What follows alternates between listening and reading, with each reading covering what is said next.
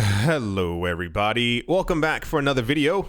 Hope you're all having a great day and that you are all doing well. Some very interesting news today. Without further ado, a North Korean official claims that a Democratic People's Republic of Korea cryptocurrency is on the horizon. According to a delegate from or for the Committee for Cultural Relations, Alejandro Cao de Benos, the country plans to forge a token backed by a physical commodity like gold, and the digital asset's main purpose will be to bypass U.S. and international sanctions. One could have assumed that. Another nation state is in the midst of creating a digital currency, but the North Korean cryptocurrency idea is intended to work in parallel with the local Korean won. Alejandro Cao de Benos, a member of the DPRK Committee for the Cultural Relations and the president of the Korean Friendship Association, told various news outlets this week that a DPRK token is in the works. Between April 18th and the 25th of this year, North Korea held a cryptocurrency and blockchain conference, which saw around 100 attendees in Pyongyang. For those of you who don't know, and I'll get to that in a couple of seconds as well, this is actually a very long continuing story. This is a very long history between North Korea and cryptocurrencies and Bitcoin. It is widely believed that North Korea is actually quite deep in Bitcoin, that they are actually obsessed with Bitcoin. This may all be speculation as nothing has yet been confirmed. However, we were talking about that. I believe it was also at the end of last year as well. North Korea had a cryptocurrency conference and everyone was kind of like, that's weird. And they also had one this year as well. So one can only assume that they're probably in the cryptocurrency space if they're throwing week-long conferences.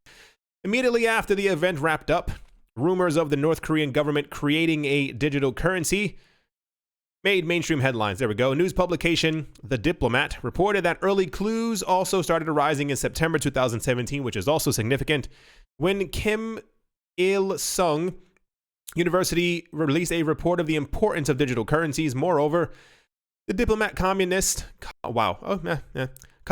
Tae Jun Kang said that the conference itself and the DPRK token announcement was a signal to other nation states like the United States.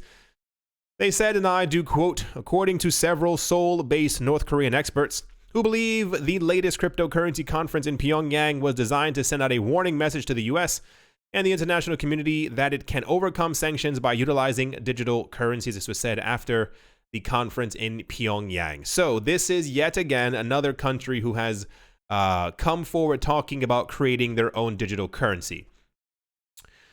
However, in my opinion, I would have liked if there would have been another country who would have openly come out to announce that they were getting into the cryptocurrency space. Once again, that's just personally how I feel. I have a soft spot, if you will, for South American and African countries, and I want them to get into the cryptocurrency space. However, that seems to not be happening anytime soon. Anyway, the other interesting part is that for those of you who may not have been here, this has been going around for quite a long amount of time. Obviously, this is a very huge news story. The news that we get in general whenever Facebook is announcing something, or when Libra was announced, or when any other country came out about the idea of potentially launching their own digital currency, other neighboring countries usually said, no, don't do it. It's not good. Stay away. Or the United States simply said, no, that's just not going to happen. So the list of countries that we have gotten thus far who are apparently going to be creating their own digital currencies are those who are currently under U.S. sanctions. No surprise there. What is surprising, however, that I think a lot of people tend to miss or have not really seen, or just simply maybe it went over their heads and they thought it wasn't as significant as it could have been. Since 2017, and around the beginning of autumn, until the end of the year, North Korea actually held a prominent position in the cryptocurrency news, simply because there were accusations. This is why I said no one knows for certain. However, there were accusations that hackers in North Korea had actually hacked multiple cryptocurrency exchanges around the world, and one of the ones that potentially or allegedly came forward was one in South Korea who kept on saying, yeah, they've been hacking us for a very long time. Keeping in mind, this was in 2017. This is an article from it's the September 28th, 2017. That was literally that was 2 years ago at this point. It says North Korean hackers attempt to steal Bitcoin are a huge wake-up call.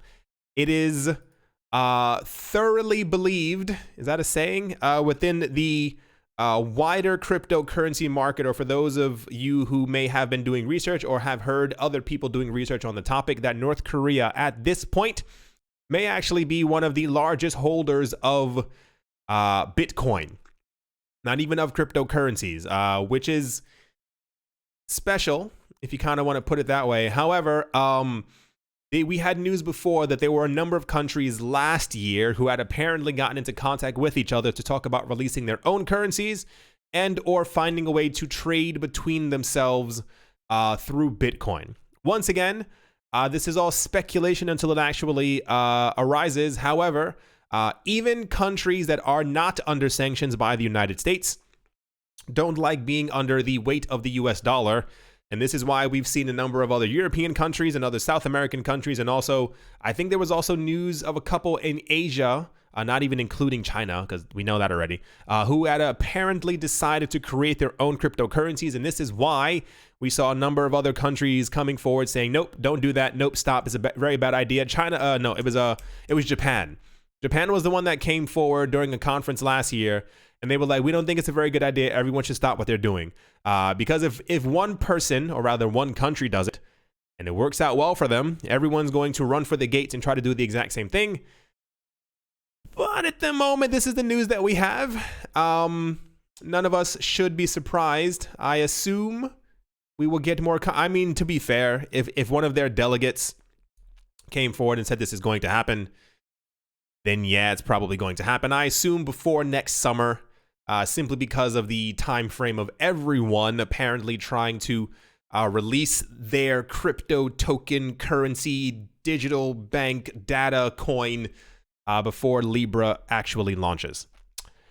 Let's move on. Next up, Tio Chino and his attorney Pierce Carrick have been trying to eliminate BitLicense, or the BitLicense, almost since its enactment. Now they are pushing their case to the New York Court of Appeals, which is the highest court in the state of New York. BitLicense was the first comprehensive virtual currency regulatory framework enacted in the United States. The New York Department of Financial Services, or the NYDFS, issued this regulatory framework. It requires that businesses transacting with virtual currencies must be licensed to operate with New York customers, retail or institutional, or otherwise operate in New York State. Here's the actual tweet right there. Expressly, companies and individuals are prohibited from engaging in activities involving cryptocurrencies in New York or serving New York State residents without a bit license. This may be why, or rather, I'm almost certain this is why, every single time that we hear about a product that is launching within the United States, New York is 99% of the time excluded from this, and this is why we always have information that, especially from Binance and everybody else, who's like, yeah, we're going to be launching, except for in Hawaii, Alaska, and New York. It's because of the bit license. I remember when this thing was first created, it was a very weird. I don't know how many of you were actually even in the cryptocurrency space back then. It was one of the weirdest things in the entire world. It was a conference between some of the New York State regulators, other regulators from around the U.S. The Winklevey's were sitting at the helm of asking questions to other people, not on the pedestal. Anyway, the point is, a lot of well-known people from the cryptocurrency space were at this meeting discussing regulations. How much regulation do we need? Should we do so and so and so? And the end result was pretty much everyone kissing each other's ring. Nice way of saying it. And now we have the bit license, which is one of the worst things that pretty much ever happened within the cryptocurrency space within the United States, because a lot of people believe had there not, or if there was not a bit license, New York and probably the US in general would be at the very front of the line when it came to making sure that cryptocurrency succeeded and are making money from it. Nicest way of saying it. According to the NYSDFS, BitLicense is a reasonable response, it's not, to risks posed by the rise of Bitcoin and other cryptocurrencies. According to the New York State Department of Financial Services, BitLicense providers key consumer protection, anti-money laundering, cybersecurity rules to help safeguard customer funds and root out illicit activity. However, for many, this controversial regulatory framework is an overreach. That's an understatement. It's one of the worst things to ever happen to the cryptocurrency space. I think we'd logically be so much further if, and I mean if we had just had to wait for the CFTC and the SEC. I feel like we would have had almost no problems. Like the major thing from the CFTC and the SEC has thus far been exchange regulations, securities, ICOs, and the launch of anyone else trying to launch a security or physically held Bitcoin. Everything else besides that is normally fine in just about every other state. However, New York is different. It says, and I do quote, talking about the overreach, the BitLicense requires that records be kept for up to 7 years of every cryptocurrency transaction carried out by a company. Sensitive information such as the physical addresses, bank statements, and names of customers who are parties to that transaction must also be recorded and be made available to the NYSDFS upon request. A large part of the ethos surrounding cryptocurrencies is a desire for privacy and freedom from intrusive government regulation, and many cryptocurrency advocates felt that complying with the BitLicense would be a betrayal of their fundamental values, end quote. This is why we saw last year an enormous amount of cryptocurrency companies left the United States. A lot of them were trying to desperately get their BitLicense within New York before even going forward, because it is historically very difficult to get this. I think the news that we had last year was that 20 or 30 different companies had applied for the BitLicense, and over the course of a 5-year period, I believe 3 were given an actual BitLicense. I think it was Coinbase, Gemini, and some other name. I can't remember the exact name of it. Anyway, we'll see exactly how this lawsuit goes. I like to wish for the best. However, I know that corruption is a thing. I always feel really bad whenever we have something good, new, amazing, awesome coming up in the cryptocurrency space, and New York doesn't have it for about 6, 7, 8, 9 months. Anyway, let's hope this works out in our favor. I have a feeling it won't. Once again, we are adults and we know how the world works. However, at least we have 49 other states. And without further ado, let's move on. Next up, Binance is in the news. Cryptocurrency giant Binance plans to roll out its over-the-counter trading platform for Chinese yuan in October. Yi He, Binance co-founder and chief marketing officer, announced the news at a media session on the 17th of September, and Binance confirmed it on the 19th.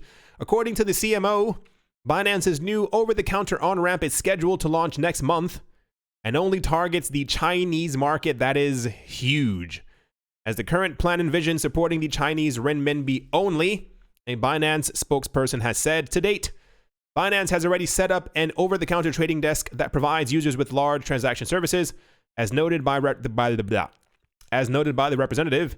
In April 2019, Binance saw an immense surge in over-the-counter trading, reportedly recording nearly $80 million in profits. That's just in profits, and that's they have a very tiny percentage of what they actually get, of what's flowing back and forth.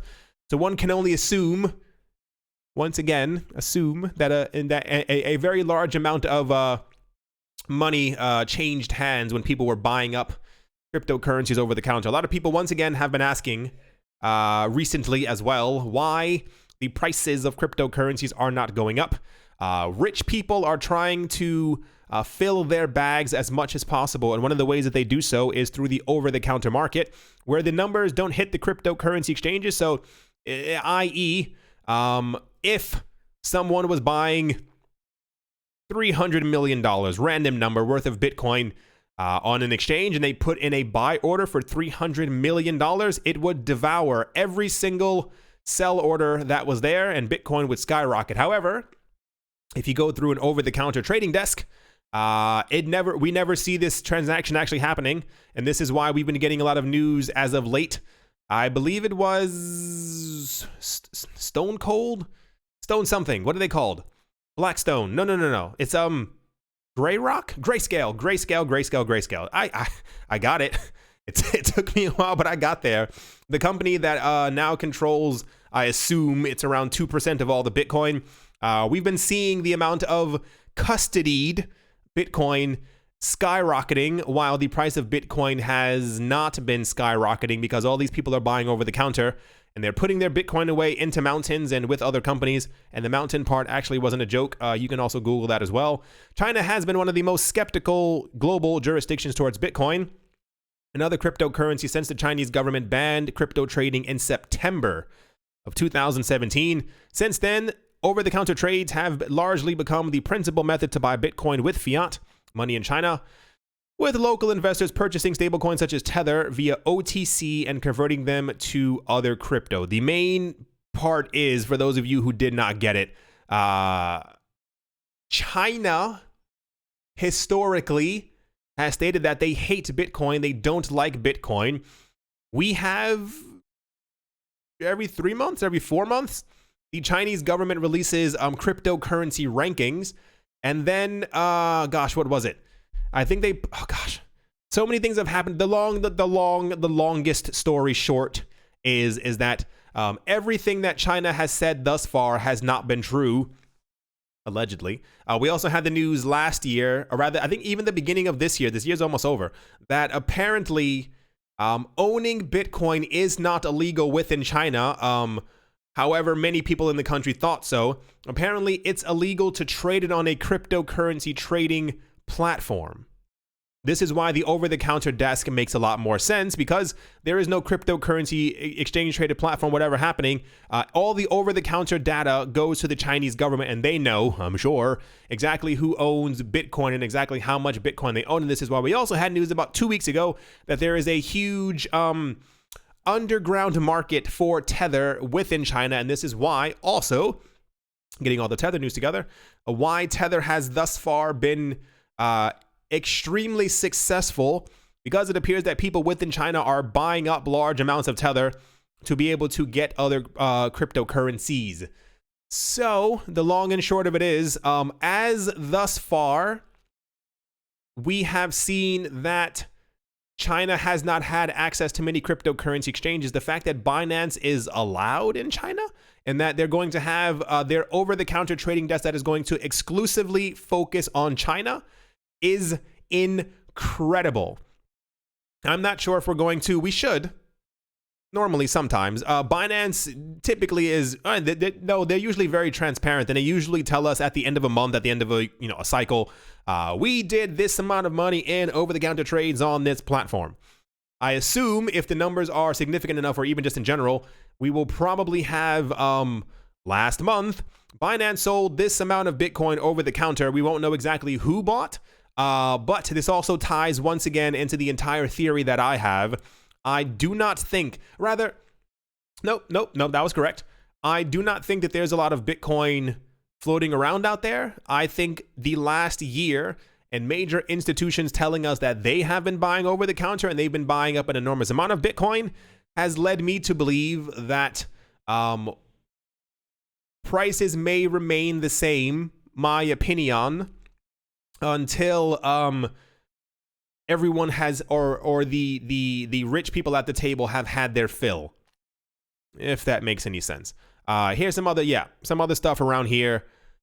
Since 2017, China has said that they had banned Bitcoin, and now they seemingly cannot get enough of it.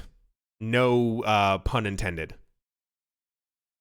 Staying within China, China's central bank has denied recent reports that it will launch its national digital currency in November. News sources including Forbes made the suggestion in August. However, the People's Bank of China said on Saturday that the November date was inaccurate speculation, as were details of institutions said to be participating in the digital currencies project. The news reports had also suggested that major banks ICBC, the Bank of China, and the Agricultural Bank of China, there are two of them, as well as Alibaba, Tencent, and UnionPay would act as outlets for the digital yuan. While the central bank is downplaying that suggestion, its former governor, Zhu Jiaochuan, said in July that the one option would be to enable commercial entities to issue the digital coin, as Hong Kong allows with the dollar, or with its dollar.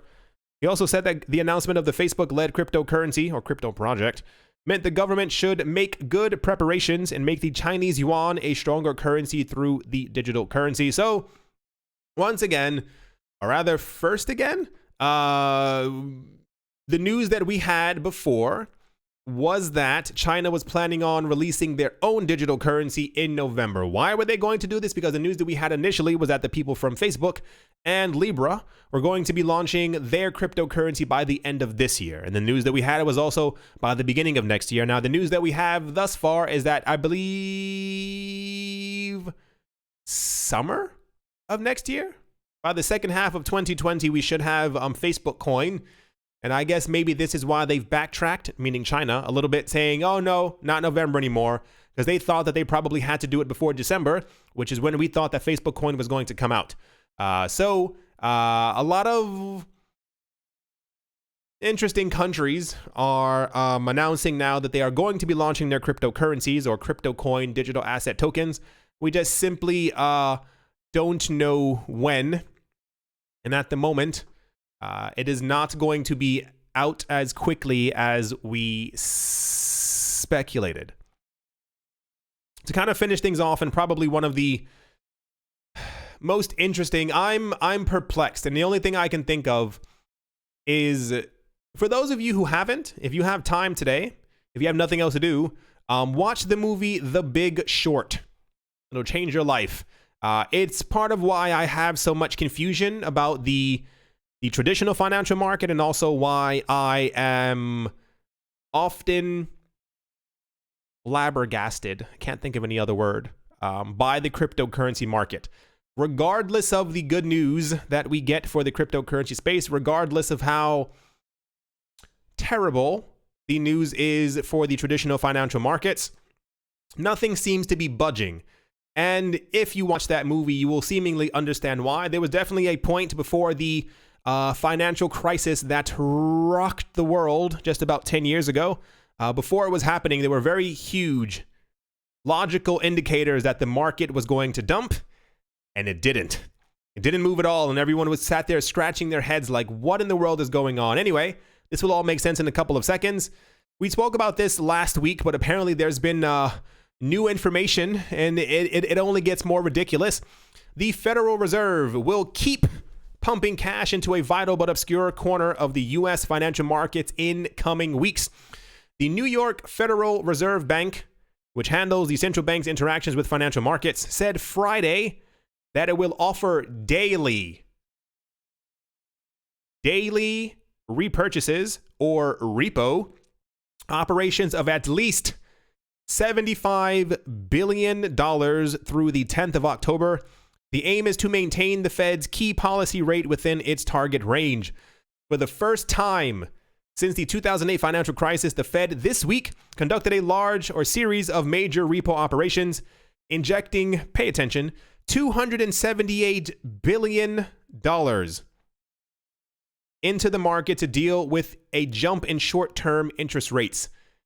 They create money at will. We all know this. And then they pumped $278 billion of it with the, do you know how much $1 billion is? You know how much $50 billion is? Do you understand how much $278 billion is being injected into a market? Officials say this week's spike in rates is not a precursor of the type of underlying troubles that preceded the 2008 market meltdown, but that, my friends, is the most ridiculous part, because exactly what they're doing is exactly what happened before the market crash of 2008. This is why I sit here like, when's it gonna happen? In addition to the daily, so on top of the $278 billion that they have injected, they're going to have a daily injection of money as well. In addition to the daily overnight operations of $75 billion, the New York Fed said it would conduct longer 14-day repo operations of at least $30 billion on Tuesday, Thursday, and Friday of next week. The Fed said that it would be ready to conduct further operations as needed on the 10th of October, but the amount and timing of those auctions, had yet to be determined. In the fourth operation on Friday, banks asked for $75.5 billion once again, and reserves only slightly higher than the $75 billion limit set by the Fed. They have announced that they are going to be injecting money daily. $75 billion will be injected into the market every single day. I want to get it. I feel like I'm missing something. Like it's like a one piece of the puzzle that's like gone under the couch or something like that.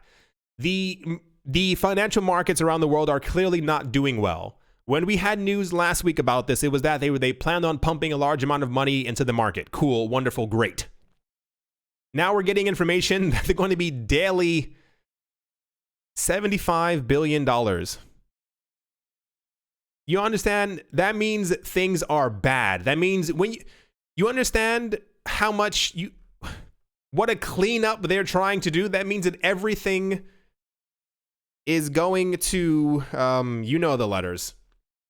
Anyway, I assume and I'm hoping this will all make sense to all of us in the next couple of months, simply because the amount of news that we're getting regarding Bitcoin has been nothing but positive. The amount of information about the companies and institutions and people who are buying up Bitcoin has been wondrous. And the amount of news that we've gotten just over the last 3 weeks of how bad the current financial markets are doing, and they're not slamming to the ground, is interesting. That's the only word I think I can find in my vocabulary to be able to make sense of it. As always, a very special thank you to my Patreon supporters.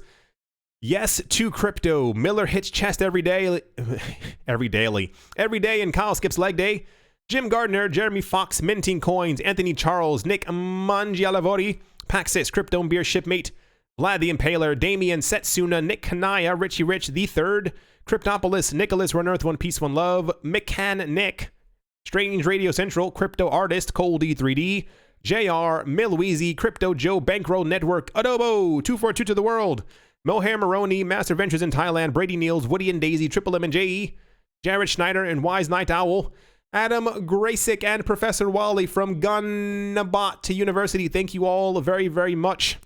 Very, very much for your support. At the moment, the market's marketing. It's not all red. Little hints of green floating around. The market's not making much sense right now. Depending on when you look at it, the Satoshi prices of many coins are usually in the green. However, about an hour or two later, Bitcoin is going down even further. Some of the other coins are going up, while Tether goes down. Thus far, we have not heard any significant information as to exactly what's happening in the cryptocurrency space, i.e., nothing why the market would be going down. However, keeping this in mind, we are still in that ridiculous trading range that we've been talking about for the last 3 weeks. Apparently, we are at or nearing the end of it. No one knows exactly when it's going to break. However, if it goes up, it's going to be a good up. If it goes down, well, there's going to be a lot more red in the market then. I hope you all enjoyed. Hope you all are having a great day, a great morning, a great afternoon, a great evening, wherever you are, wherever you might be. I do hope it's absolutely fantastic. Thank you all, every single one of you, once again for watching and or listening. Very weird times in the cryptocurrency space. At least it's never boring. Thank you all once again. And I will most certainly be talking to you all soon. See you.